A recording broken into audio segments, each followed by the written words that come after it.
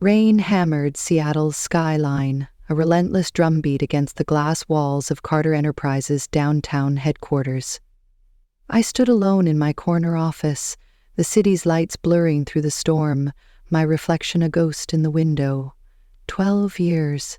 12 years of my life poured into this company. 80-hour weeks, missed weddings, a personal life reduced to ashes. I was Emma Carter, 34, Chief Strategy Officer of Carter Enterprises, the real estate giant my grandfather built from a single blueprint. I'd tripled our revenue, secured contracts that made competitors tremble, and believed with every fiber of my being that this empire would one day be mine. My father, James Carter, had promised it since I was a kid, his hand on my shoulder, his voice warm with pride. "Emma, you'll run this place someday." Those words were my North Star, guiding every sacrifice, every sleepless night. Until tonight. Until I found the truth hidden in a locked safe, a truth that ripped my world apart. It was 9 p.m. on a Friday, the office deserted except for the hum of the HVAC and the distant growl of thunder. I wasn't supposed to be here. I'd planned to leave early for once, maybe catch a drink with Allison, my college friend who'd been begging me to live a little. But a nagging discrepancy in the Riverside Tower bid, a $15 million 0-cents project I'd spent months perfecting, kept me tethered to my desk. The numbers didn't add up, and I couldn't shake the feeling that something was wrong. I torn through files, digital and physical, until I remembered the old safe in the executive suite, a relic from my grandfather's era where sensitive documents were sometimes stashed. It was a long shot, but I had to check. The safe was tucked behind a mahogany panel in my father's office, its combination unchanged since I was a teenager. My birthday, June 14th, 91. I punched it in, expecting nothing more than outdated contracts or tax records. The heavy door creaked open, revealing a stack of folders. My fingers brushed a sleek, unlabeled one, its edges crisp, as if it hadn't been touched in months. I pulled it out, my heart thudding louder than the storm outside. The first page stopped me cold. Carter Enterprises Ownership Transfer Agreement, executed March 22, 2024, 9 months ago. I flipped through, my eyes snagging on the key clause. 80% ownership transferred to Sophie Elizabeth Carter, 20% retained by James and Margaret Carter. My name, Emma Carter, was nowhere in the 30-page document. I sank into my father's leather chair, the folder trembling in my hands. Sophie, my older sister, 36, who'd spent the last decade chasing sunsets in Paris with her camera, who'd returned 2 years ago after a messy breakup and was handed a vague brand director role despite knowing nothing about real estate. Sophie, who worked 20-hour weeks, took 3-hour lunches and left by 4 p.m. while I was still buried in spreadsheets. And Sophie now owned 80% of the company I'd bled for. My parents, who'd watched me sacrifice everything, kept 20%. And me? Nothing. Not a single share. Not a mention. The room spun, the air too thin to breathe. I'd given up everything for this company, relationships, 2 boyfriends, walked away when I canceled too many dates for work emergencies. Friends, my college roommate's wedding, missed because I was negotiating the Anderson deal. Hobbies. I couldn't remember the last time I'd hiked Rainier or read a novel for pleasure. My apartment was a sterile box, a place to shower and crash before another dawn at the office. I doubled our revenue, digitized our systems, cut project overruns by 50%. I knew every client's kids' names, their anniversaries, their quirks. And now this. Betrayal didn't even cover it. It was annihilation. I don't know how long I sat there, the folder open on my lap, rain lashing the windows. Minutes? Hours? The office phone rang, shattering the silence. I ignored it, but it rang again, insistent. My cell buzzed next. My father's name on the screen. I let it go to voicemail, my pulse racing. What could he possibly want at this hour? The voicemail notification pinged and I played it, his voice tight with panic. "Emma, it's Dad. Maxwell Anderson just called. He's threatening to pull the $12 million 0 cents contract unless you personally handle the Riverside project. Call me back now. Maxwell Anderson, our biggest client, the cornerstone of our revenue. I'd spent 5 years building that relationship, memorizing his preferences, smoothing every hiccup, and now he was panicking because I wasn't there to hold his hand. A bitter laugh escaped me. I hit redial, my hands shaking not from fear but from rage. My father picked up on the first ring. "Emma, thank God, where are you?" "Anderson's losing it." "Let Sophie handle it," I said, my voice cold as steel. The words felt like a blade, sharp and final. There was a long pause, the kind that carries 1,000 unspoken truths. "Emma, what are you talking about? This is serious. We could lose." "Leth, Sophie, handle it." I hung up, my heart pounding so hard I thought it might crack my ribs. I could picture his face. Shock, maybe anger, definitely confusion. James Carter, the man who'd built this company, who'd promised me its future, had no idea I just found the document that exposed his lie. He thought I was still his loyal soldier, ready to jump at his command. Not anymore. I shoved the folder into my bag, grabbed my coat, and stormed out, the safe door still open behind me. The elevator ride to the lobby was a blur, my reflection in the mirrored walls a stranger's, pale, eyes blazing, jaw set. The storm hit me full force as I stepped outside, rain soaking my blouse. But I didn't care. I needed air, space, anything to keep me from screaming. My phone buzzed again. Another voicemail from my father. I deleted it without listening. Then a text from Sophie. "Hey Em, need your notes on the Riverside specs ASAP. Dad's freaking out. Where are you?" I stared at the screen. Her casual tone a fresh wound. Did she know? Had she known for 9 months while I worked myself to death? I drove home in a daze, the city's light smearing through the rain on my windshield. My apartment was dark, the kind of empty that mirrors your soul. I dropped my bag, the folder spilling onto the coffee table, and sank onto the couch. The questions came fast, each one a punch. Why hadn't they told me? What had I done wrong? Was I not good enough? Too practical, too driven, too me. I thought of every late night, every client won, every milestone celebrated with my father's proud nod. Lies. All of it. My future, my heritage, handed to Sophie like a gift, while I was left with nothing. I reached for my phone and dialed Allison, my best friend, the only person I could trust to hear this without judgment. She answered on the second ring, her voice warm but laced with concern. "Emma, it's late. You okay?" "They gave the company to Sophie," I said, my voice breaking. I hadn't realized I was crying until the words came out, raw and jagged. 80%. 9 months ago. I found the papers tonight. "Oh my God," Allison breathed. That's insane. I'm coming over. Don't move." I didn't argue. I just sat there, the folder staring back at me, a ticking bomb. Allison arrived 20 minutes later, her umbrella dripping on my floor, her face a mix of fury and heartbreak. She didn't say anything at first, just wrapped me in a hug that broke the dam I'd been holding back. I sobbed ugly, wrenching sobs that left me hollow. 12 years, Allie, I choked out. I gave them everything. "I know," she said, her voice fierce. "And they don't deserve you."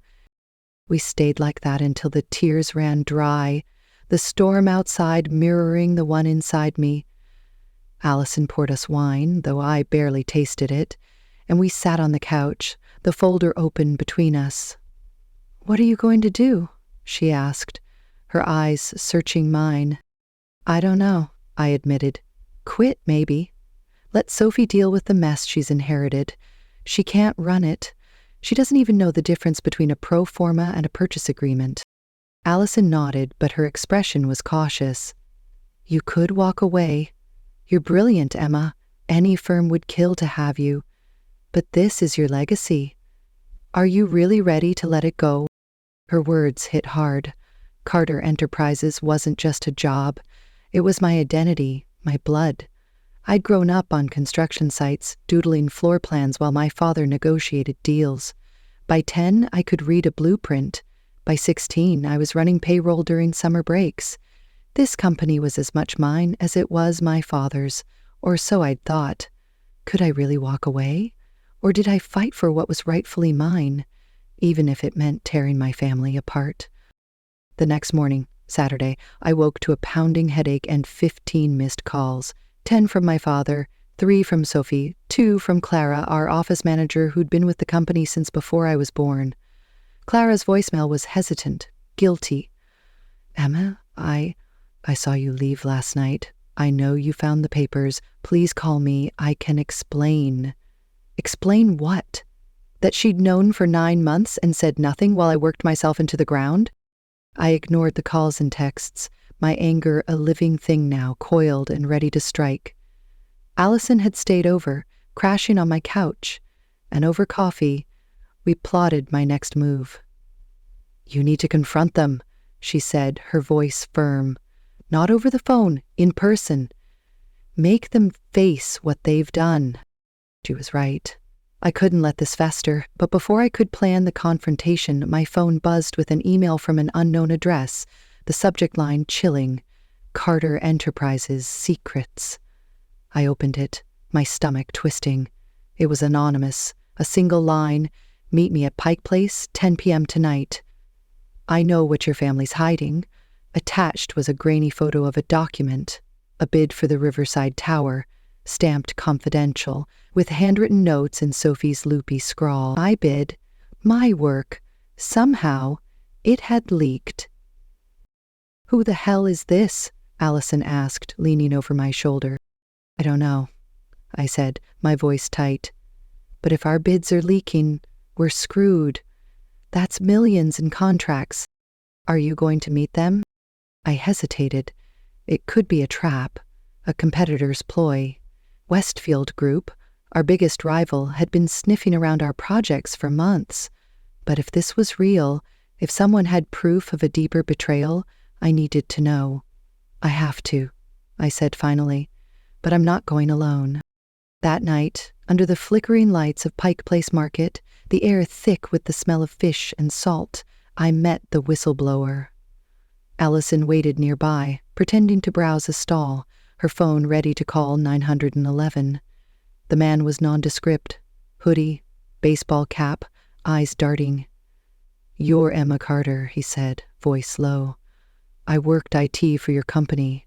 Sophie's been sloppy, emails, files, all unencrypted. Westfield's got your Riverside bid. They paid her for it. My blood ran cold. Sophie sold our bid. He nodded, handing me a USB drive. Proof's on here, but you need to watch your back. Westfield's not playing nice. Before I could ask more, headlights flashed, and a black SUV screeched toward us. The man bolted, vanishing into the crowd. I ran, heart pounding, Allison grabbing my arm as we ducked into an alley. The SUV sped past, but the message was clear. Someone didn't want me digging.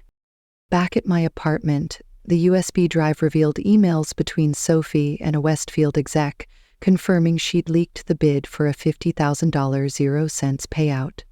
My sister, not just incompetent, but corrupt. The betrayal cut deeper now, a blade twisting in my gut.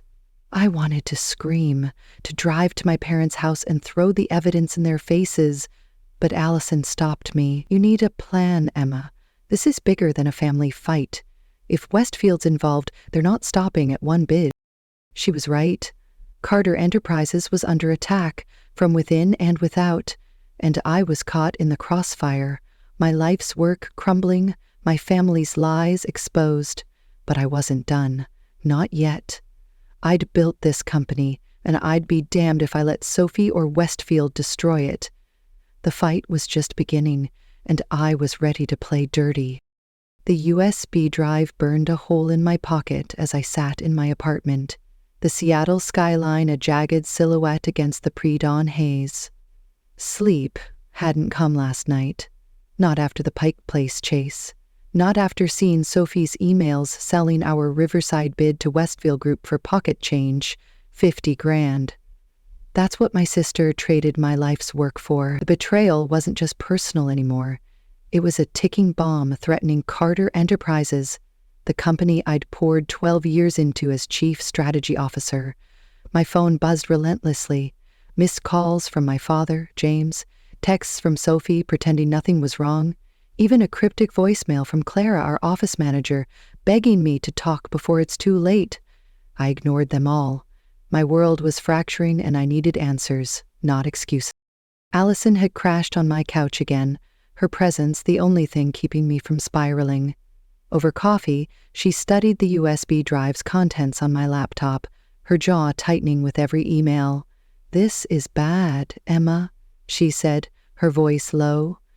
"Sophie didn't just leak the bid, she gave Westfield access to your project management software. Your software, the one you built from scratch." I felt the air leave my lungs. That software was my masterpiece. Years of late nights, coding shortcuts and algorithms that slashed our project timelines by half.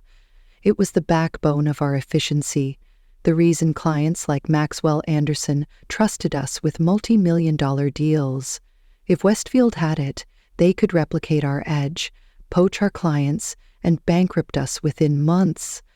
"How did she even get access?" I asked, my voice hoarse. "I locked it behind admin credentials." Allison scrolled, her eyes narrowing. "She used your login. Either she guessed your password or someone gave it to her." The implication hit like a freight train.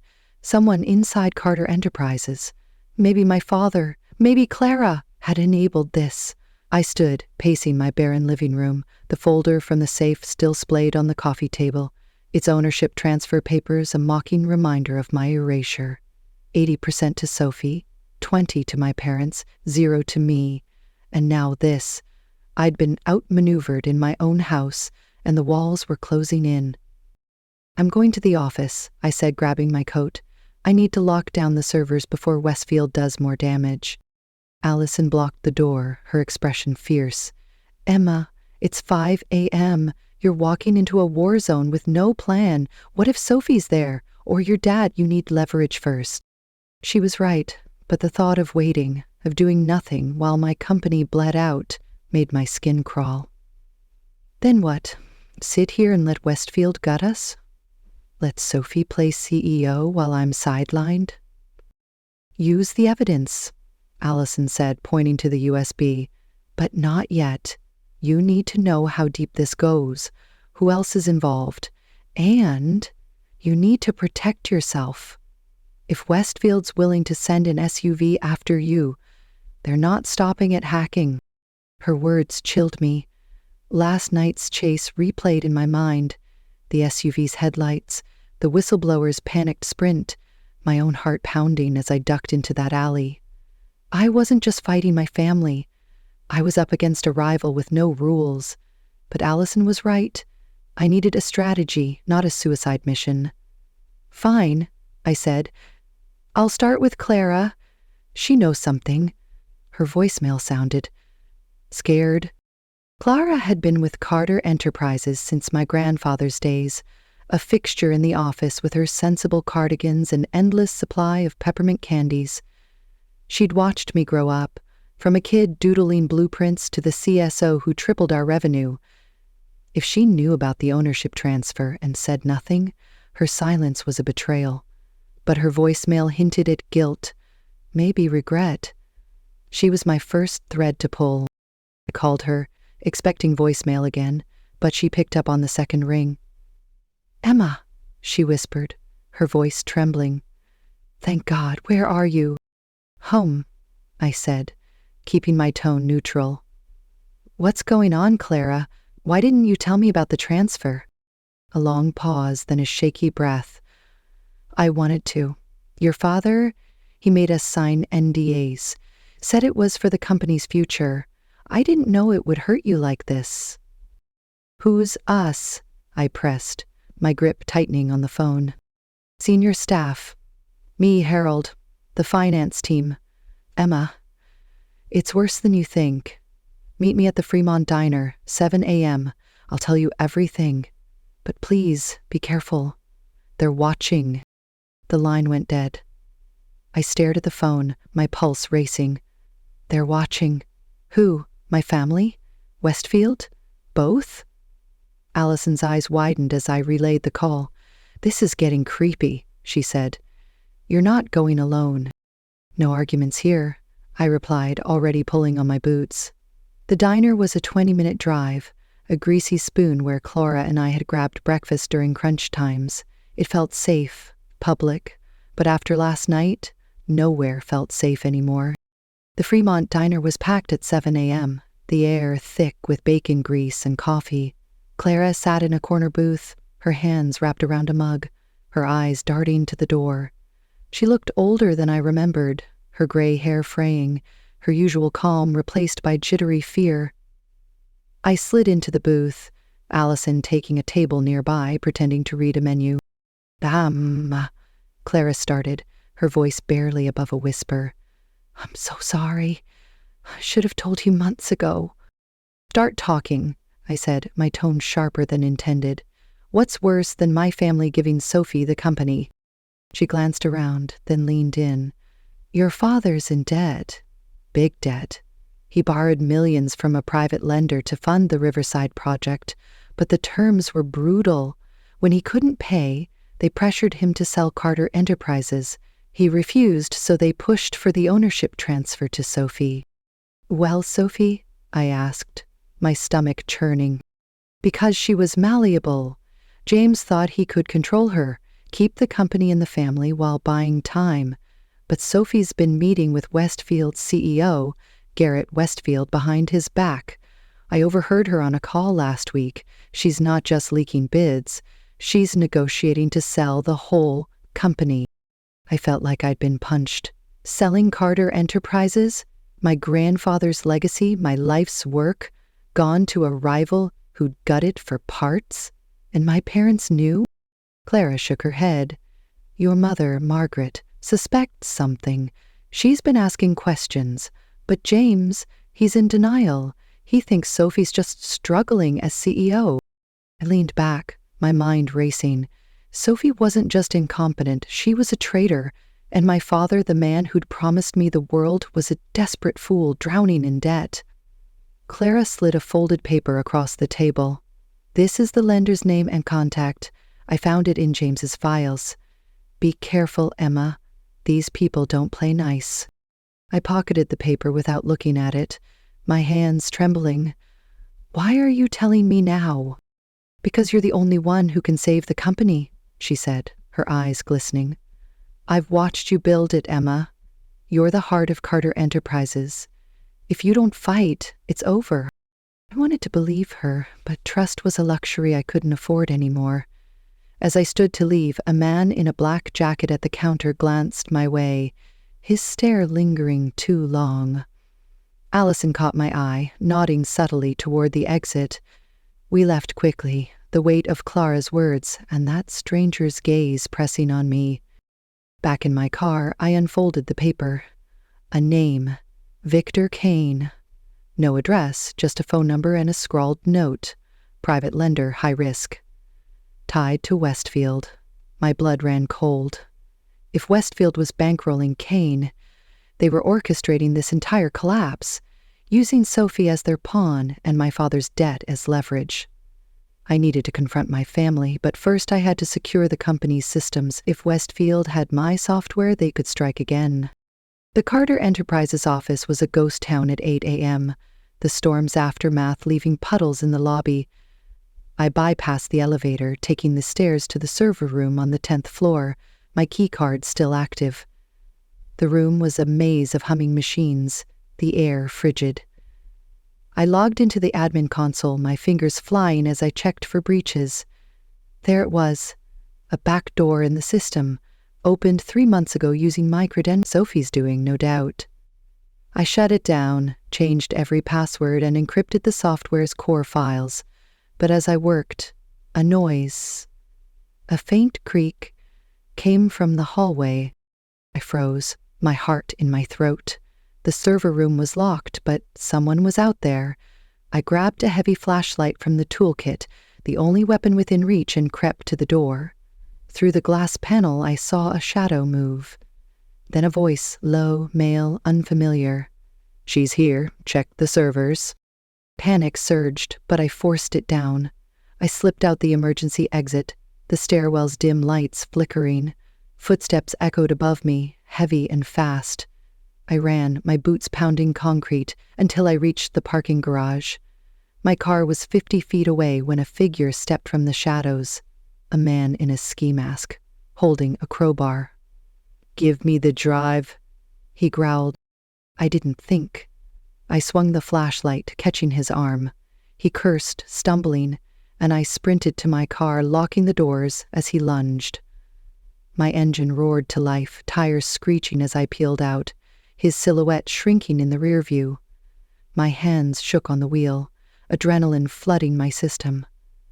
Westfield wasn't just hacking, they were sending muscle, and they knew I had the USB.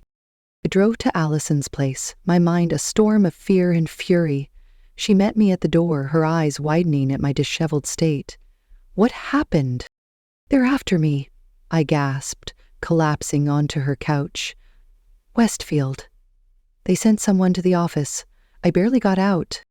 Allison locked the door, her face pale. "This is beyond corporate games, Emma. You need to go to the police." "Not yet," I said, clutching the USB. "If I do, the company's done. Every client will bail if this goes public. I need to stop Sophie first."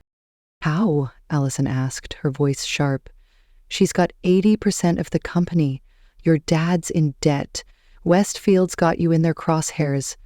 You're one person." Her words stung, but they lit a fire. I wasn't just one person. I was Emma Carter, the woman who'd built Carter Enterprises into a powerhouse. I'd outsmarted competitors, won impossible contracts, and survived a decade of my father's impossible standards. I could do this. I had to. "I'm calling a family meeting," I said, my voice steady now. "Tonight, at their house. They need to see the evidence, Sophie's emails, the lender's name, all of it. If they don't come clean, I'm done. I'll walk away and let Westfield have them." Allison nodded, though worry lingered in her eyes. "And if they lie again?" "Then I fight dirty," I said.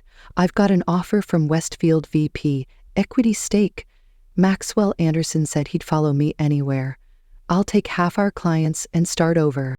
It was a bluff, mostly. The Westfield offer was real, but I hadn't seriously considered it. Carter Enterprises was my blood, my legacy. But I needed my family to believe I'd burn it all down. Because if they didn't respect me now, they never would. That evening, I drove to my parents' sprawling Queen Anne home, the USB and ownership papers in my bag, my resolve a steel cage around my heart. The house glowed warm against the dusk, a lie of comfort. Inside, my mother, Margaret, was setting the dining table, her smile faltering when she saw my face. Sophie lounged on the couch, scrolling her phone, oblivious. My father stood by the fireplace, his posture rigid, like he knew a storm was coming. "Emma," he said, his voice cautious, "what's this about?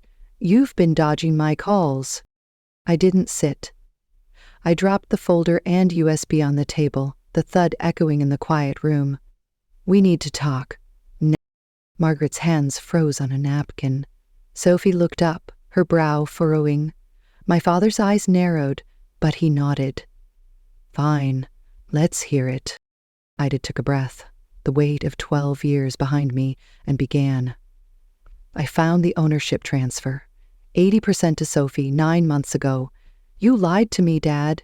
You promised me this company, and now I know Sophie's selling us out to Westfield. I have proof. Emails, payments, bids. She's working with Garrett Westfield to dismantle everything I built." The room went silent, the kind of silence that suffocates. Sophie's face drained of color, her phone slipping to the floor. Margaret gasped, her hand flying to her mouth. My father's jaw tightened, but he didn't deny it. Not yet. Emma, Sophie stammered, that's not... I didn't... Save it, I snapped, tossing the USB toward her. It's all there. You sold the Riverside bid for 50 grand. You gave them my software. And you're negotiating to sell the whole company. Did you think I wouldn't find out? Margaret turned to Sophie, her voice trembling. Is this true? Sophie's eyes darted to our father, pleading. He stepped forward, his voice low, controlled. Emma, you're jumping to conclusions. There's context you don't understand. The company's in trouble. Debts, bad investments. Sophie was trying to help. Help? I laughed, bitter and sharp. By stabbing me in the back? By letting Westfield send goons after me? I was attacked today, Dad, at the office. They wanted the evidence I have on Sophie. Margaret's face crumpled, tears welling. Attacked? Emma, oh my God. Enough, my father barked, his composure cracking. You don't know what you're talking about. We made hard choices to save the company. You're too emotional, Emma. Always have been. The words cut deeper than I expected, a blade to an old wound. Emotional, weak, not the leader he wanted. I stepped closer, my voice steady, lethal. I'm emotional because I gave you everything. 12 years, Dad. No life, no breaks, just your company, and you gave it to her. I pointed at Sophie, who flinched. She can't even read a balance sheet, and now she's selling us to the enemy. If that's your idea of leadership, you deserve what's coming. He opened his mouth, but no words came. For the first time, James Carter, the man who'd built an empire, looked small. Sophie stood, her voice shaking. Emma, I didn't want this. Dad said it was temporary, that we'd fix the debt and give you a share later. I didn't know about the attack. Bullshit, I said, my anger a living thing now. You knew exactly what you were doing, and you, I turned to my father, you let her. You let Westfield get their claws in us because you couldn't admit you failed. Margaret was crying now, her hands twisting in her lap. Emma, please. We're family. We can fix this. Family doesn't do this, I said, my voice breaking. Family doesn't lie for 9 months. Family doesn't let you work yourself to death for a promise they never meant to keep. I grabbed the folder, the USB, my bag. I'm done. You have until tomorrow to come clean and give me 45% ownership, a board seat, and a 40-hour work week, or I walk. I've got an offer from Westfield, equity, everything you never gave me. And Maxwell Anderson's ready to follow me. Think about that. I turned to leave, my heart pounding, tears burning my eyes. Sophie called after me. Emma, wait! But I didn't stop. The door slammed behind me, the sound final, like a chapter closing. In my car, I gripped the wheel, the city blurring through my tears. I'd laid it all bare, exposed their lies and drawn a line. Now it was their move. But as I drove into the night, a new fear gnawed at me. What if they called my bluff? What if I had to walk away from the only life I'd ever known? I pulled over on a quiet street, the engine idling, the USB heavy in my pocket. Carter Enterprises was my legacy, my blood, but it was also a battlefield now. My family on one side, Westfield's shadow on the other, and me in the crosshairs. I'd fought for the truth tonight, but the war was far from over. Sophie's betrayal, my father's debts, the goon in the garage. They were pieces of a puzzle I hadn't solved. Tomorrow I'd face their answer, their excuses, or their surrender. But whatever came, I knew one thing. I was done being the dutiful daughter, the invisible workhorse. I was Emma Carter, and I'd fight for my worth no matter the cost. The road ahead was dark, but for the first time in years I felt alive, ready to reclaim what was mine. Or burn it all down trying.